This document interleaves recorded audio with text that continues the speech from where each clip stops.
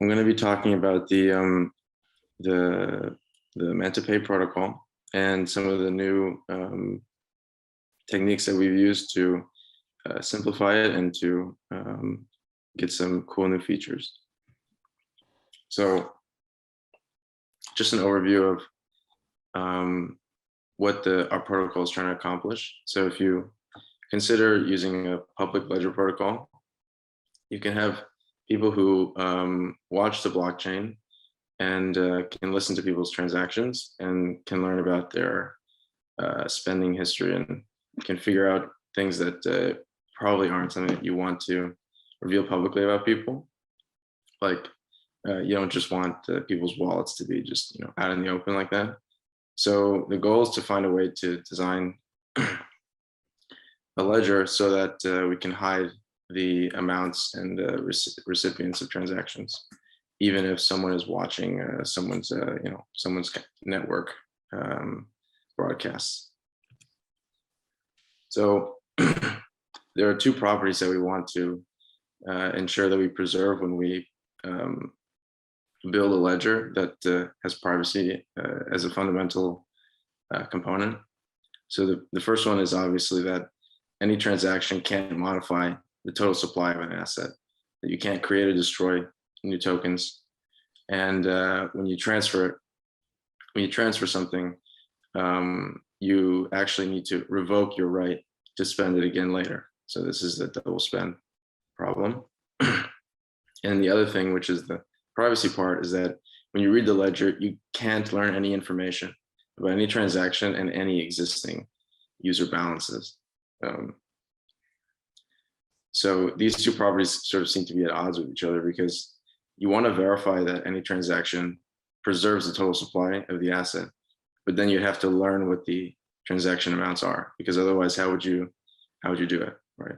Well, actually there's some technology that exists now that lets you get away with this, and this is some clever cryptography that I'll talk about.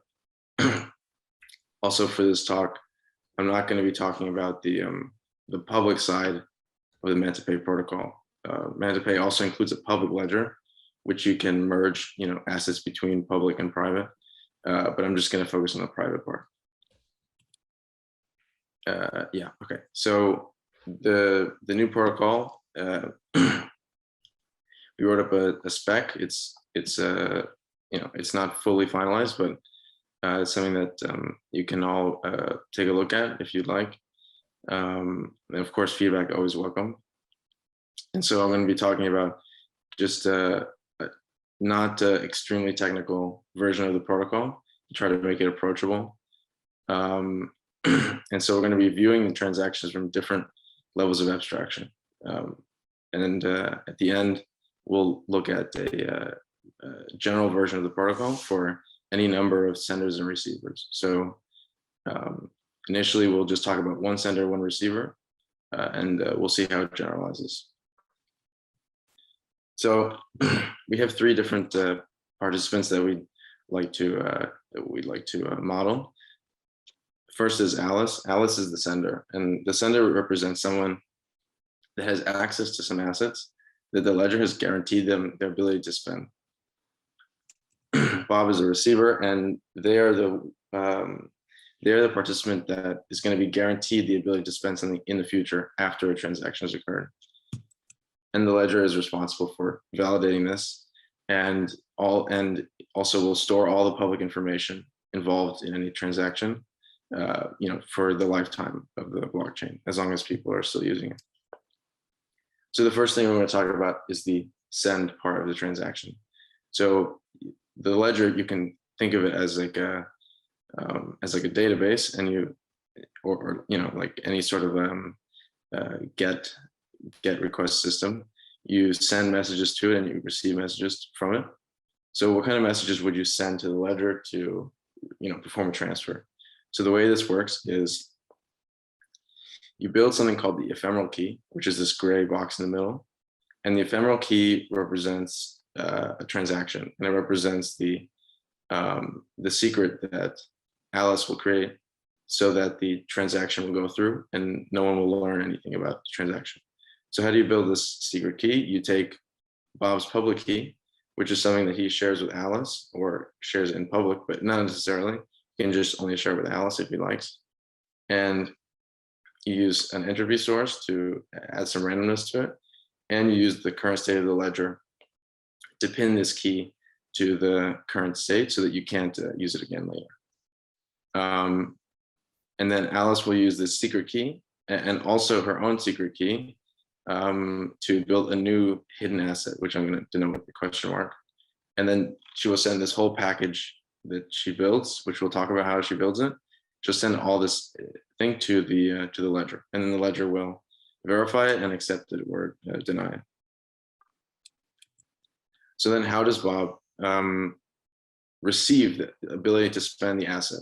So what Bob will do is Bob will listen to the ledger, and every now and then the ledger will receive messages which will have all these new coins in them, which are hidden. And so Bob will ask the ledger, give me the most recent coins that you've gotten. And Bob will then use his secret key, which derived the public key that he gave to Alice earlier. He'll use that key to scan through the coins and try to unlock them. And if he can unlock them, then that means that they're his. And so then he can save them in his database that he stores on his computer, and he can use them later to spend. But because the ledger, will outlast Bob, he can always just query it in the future if he forgets to save his coins. So there's a property that most crypto wallets have, like the crypto designs have, is that once you know your secret key, you should be able to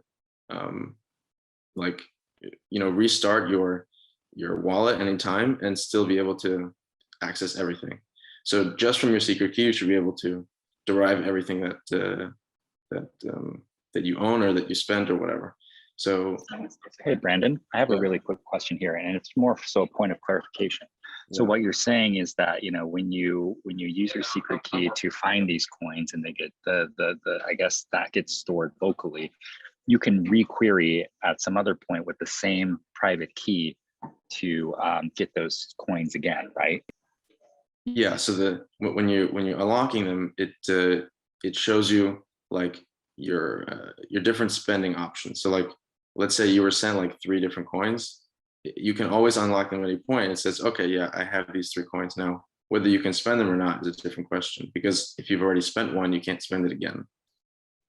Yeah, gotcha. Okay, so you can query anytime and get the amount that you have essentially, but you can only spend the unspent. Right. The amount is sort of something that you calculate on top of you can query it and get all the coins you've ever received over your entire lifetime of the wallet. And then there's the subset of those that are still spendable, right? And that represents your balance. Yeah, understood. Thanks. Yeah, okay. So this is the receive protocol. So now how exactly does this unlocking happen? So the way this works is this uses a hybrid encryption scheme. So first we'll talk about what Alice does to encrypt the asset. And the way this works is that Bob derives a public key from a secret key, and he does not reveal the secret key. The key is later used to spend the assets, like I said.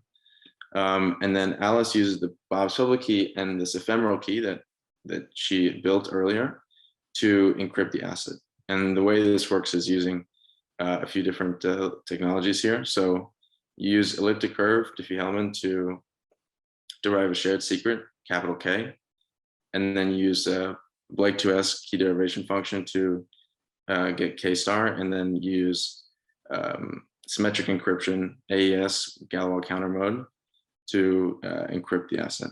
And then also you derive this public ephemeral key, which is then used to decrypt the asset. Also, for reference, the dotted line will refer to things that Bob knows about or things that Alice knows about. So Alice knows everything on the right, and Bob only knows things on the left. Okay, so this encrypted node, if you see on the right here, it has these 2 pieces. It has the encrypted asset, and it has this public key, the ephemeral public key. So if Bob receives this, how does he decrypt it? So it decrypts it again, same thing, it's just the reverse. No, it's not the reverse, but it's this is like the only way to do it. So you do elliptic curve Diffie-Hellman to create the shared secret again, capital K, and then use Blake 2s, K star, and then you decrypt it. So that's all nice and all, but how does that let us actually spend the token? So the way it works is that for Alice to spend her token, she needs to present a certificate, which we'll refer as CMA, and that's called the unspent transaction output. And this represents the fact that Alice was on the receiving end of an asset. So at some point in the history of the blockchain, Alice received a token, and the token comes with a certificate. And she needs to prove the ledger that this UTXO has been seen before at some point. If it's just a fresh one, that means that Alice is creating her own certificate, and that means that nobody gave her the asset, which is not correct. So it needs to come from somewhere else. So to transfer the asset to Bob, Alice will generate a new UTXO on his behalf, and this is called CMB. And she also create a void number, which represents the revocation of her right to spend with CMA again.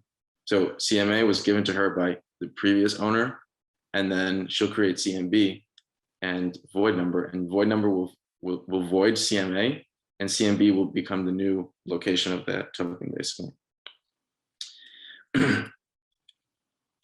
So the ledger, to keep track of this, will store a set of UTXOs and void numbers and keep track of which ones are there or not. And it needs to ensure that it never sees the same UTXO or void number twice. If it sees the same UTXO twice, that means like you've sort of created the token twice. And if you see the same void number twice, that means you sort of spent the token twice. So neither of these both of these will violate the total supply invariant, which we talked about earlier. Also, that thing the encryption decryption protocol that I talked about a minute ago, that's called the in-band secret distribution. Okay, but how can Alice create CMB on Bob's behalf?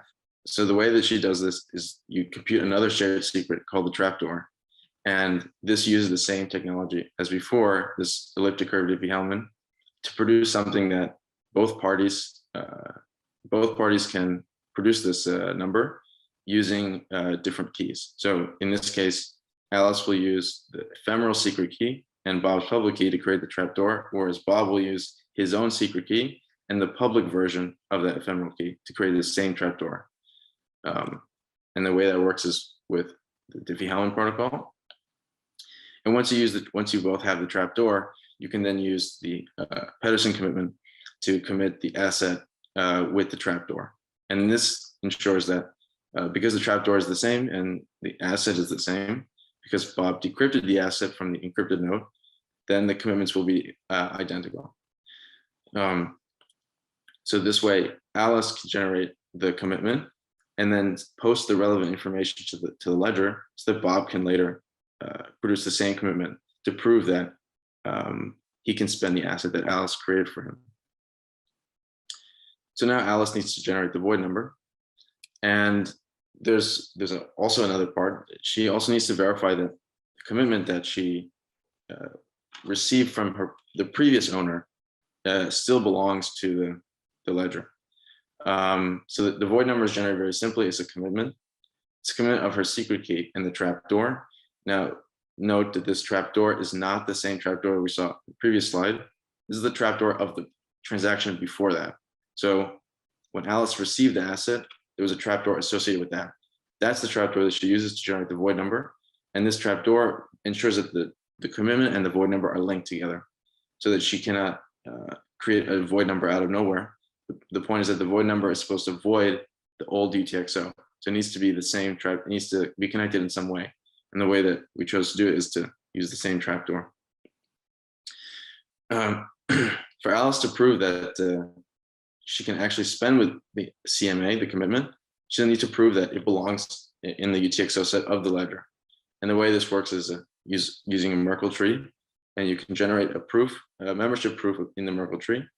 Merkle tree is just it's a data structure, which is like a data structure, but it also has membership proofs that can be verified independently of this set. So the set can exist somewhere, and the membership proof can be verified without access to the set and without access to the element which you're proving the membership of. So Alice will generate this proof, and then we'll see later how she uses this proof to convince the ledger that the commitment was actually seen before. So the way this works is that if you look on the left here, you have all the data associated to the sender side of the transaction, which is Alice, and everything on the receiver side, which is Bob. So you have all this data here, and we've described how you construct it using all these different primitives, like elliptic curve and commitments, and membership proofs and Merkle trees. And the point is that a lot of this involved a lot of secret information. And if this kind of information was made public, it would invalidate the entire thing. So how do we, and this goes at that central problem that I talked about at the beginning, which is you want to validate something, but you can't reveal any information about it, or else the privacy isn't even there. So how do you do it? So the way you do it is you use a zero knowledge proof, and this is something that's extremely powerful and is at the underlying of the entire protocol. Without it, it would be impossible to do this, most likely. So the way that we do this is we go through this entire process that we've gone through to compute all these different quantities, but we do them in something called in circuit. And what that means is that you generate basically like it's sort of an embedded language in whatever you're working on. And it's like there's a compiler and there's a interpreter, and you basically redo the entire computation in this other world. And at the end of the day, the thing you get out is a proof, and that proof can be verified by someone else who isn't you, and they can be convinced that that the proof is correct without knowing anything about the actual things that you computed with. So I'm not going to really give an overview of zero knowledge proofs here, but the point being is that you can verify that the entire construction we've done so far is correct for any given examples of these values without revealing what those values are. So Alice will use this zero knowledge proof to prove that she had the ability to spend the asset, which was the CMA and the pi A. Bob will have the ability to spend it in the future, which is CMB. Alice will not have the ability to spend in the future, which is voidnum, is VNA. So once you prove all these things, then the ledger can be convinced that the invariants are preserved, and it should accept the transaction. What else? Oh yes, so the ledger will also need to verify that the void number and the commitment have not been seen before, and should reject it if they have. So the way that it works is that Alice will send the zero knowledge proof and will also send VNA and CMB, not CMA, and those will be stored on the ledger, and that's fine because those are public. Those two pieces of information are not, they don't reveal anything about the transaction. So if the ledger follows this protocol, then it can be assured that Alice and Bob cannot break the total supply invariant by doing some crazy random transaction that tries to break it. Alice and Bob can still de-anonymize though. So this is something the ledger can't prevent anyone from doing. You can always reveal your hand, but if you don't want to, it tries to not make it possible for anyone else to reveal your hand for you. So in general, this is the protocol. On the left, you have senders, which are a combination of 6 pieces of information. And on the right, you have receivers. I here is the index of the receiver. So receivers come in a certain order. You can say like you have 2 receivers and you just mark one of them as the 0th one, one is the first one. And if you construct those things in the, if you construct the void numbers, commitments, etc., and you prove those in circuit, then the ledger will be convinced that it's a correct transaction. And the only final thing that's different from the one-to-one protocol, so you have to prove that the sum of the input assets is equal to sum of the output assets. Yeah, that just means that it's more flexible. So you can, like, if you have 3 different, if you have, let's say you're doing a 2-to-2 protocol, then you can do like, let's say you have 10 units and 3 units, then you can combine them into 12 and 1, for example. And 12 can go to one receiver and 1 can go to someone else. But that's not that important for this. Yeah, so any questions?